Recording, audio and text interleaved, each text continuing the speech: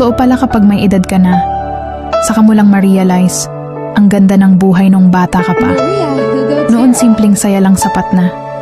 Laro sa labas, tawanan kasama ang mga kaibigan, at uwi sa bahay na pagod pero masaya. Wala pang mabibigat na problema, wala pang responsibilidad na kailangang buhatin araw-araw. Ang iniisip mo lang noon kung anong laro ang susunod at kung anong oras kakakain. Pero habang tumatanda tayo, saka natin naiintindihan na hindi pala madali ang buhay.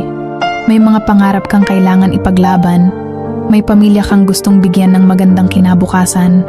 Doon mo marirealize na ang mga simpleng araw noong bata ka ay mga panahong hindi mo na mababalikan. Pero pwede mong gawing inspirasyon para mas lumaban.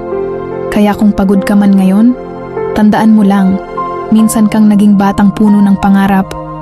At hanggang ngayon nasa iyo pa rin ang lakas na iyon para ipagpatuloy ang laban sa buhay.